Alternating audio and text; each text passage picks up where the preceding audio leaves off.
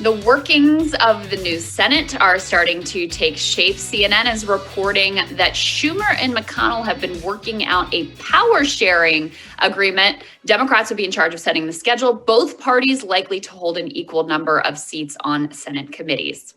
Ooh, that's going to be interesting. All right, so here to discuss Chuck Rocha. He's president and founder of Solidarity Strategies, former senior advisor to the Bernie Sanders campaign, and Henry Rogers. He's Capitol Hill reporter for the Daily Caller. Chuck, let me start with you. This is interesting. Obviously, this is the first time, I think, in 20 years that we've had a 50-50 configuration in the U.S. Senate. And the way that this would work, as I understand it, is that senators would have an equal number representation on different committees, and it would mean that you could still advance legislation to the Senate floor if there is an equal vote. But by and large, what do you make of all of this? Do you think that this is a cave by Chuck Schumer? What does it spell for the Biden administration and the future?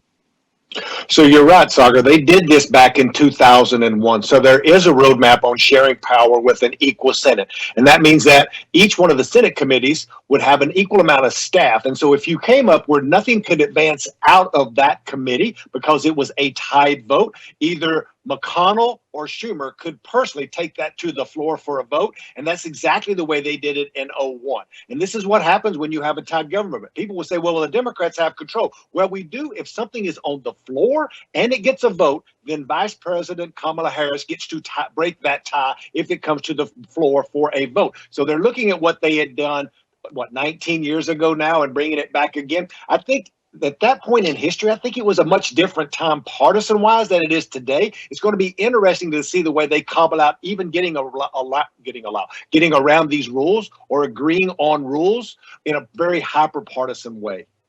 Yeah. I mean, Henry, first of all, something tells me if the shoe was on the other foot, Mitch McConnell would probably not be so accommodating and so fair-minded in the amount of power that he gave to the opposition party. And second of all, I don't think this was what was really promised to Democratic voters who felt like they were getting control of the Senate.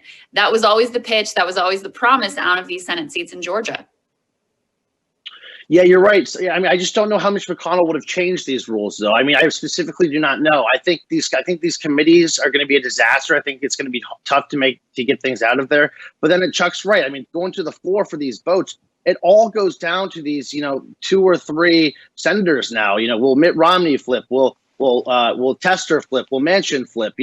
These are the kinds of people we have to have our eyes now that everything will be going out of committee to the floor for a vote now. And it's kind of making these 3 or 4 powerful Murkowski, Susan Collins, the people who have always been kind of on the lines of flipping, very, very important people now. The most important people probably in the world or in the country right now. So we're going to see what happens moving forward. It's a disaster. I haven't seen anything like this since I've been covering politics. So it's going to be quite interesting. I think the Senate's going to be a mess like usual.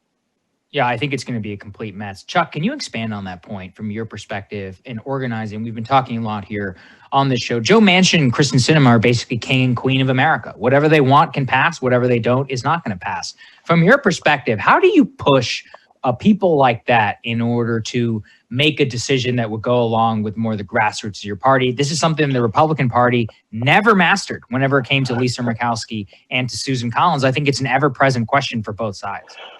I say this to progressives all the time. As the Mexican redneck progressive policymaker over here, which I am not, I'm like, these people work for us. If you don't like your government, if you don't like a certain Democrat, run somebody against them and then beat them. And then you get a say-so. And then if you don't beat them, the Democrat who does get elected, then you get to hold them accountable. Kirsten Sinema has to run in Arizona where there's a lot of Latino voters, right? So she needs to make sure that she has her immigration policy in line. And guess what? Joe Manchin has to run in a district that only voted 29% for Joe Biden. This is in the back of both of their heads as they're trying to figure out what policy they want to be for or against. Not sometimes, and I say this and laugh about Crystal, not sometimes what's the betterment of actually good for people, but what's actually good for them getting reelected is what all of these politicians really care about. And that's what's wrong with most of the time with our political strategy and our policy making in Washington, D.C. Yeah. And Henry, we're really starting to get a look at the Biden administration, what their priorities are, what their approach is to governance. One thing that I think is really significant is rather than going straight to budget reconciliation for their relief package, they're actually trying to pass it through regular order and get those, 9, 10 Senate Republicans on board. Seems like an impossible task, but I mean, am I wrong? Am I overly pessimistic? Do Republicans have like a new spirit of openness to bipartisan cooperation that we haven't seen in recent years?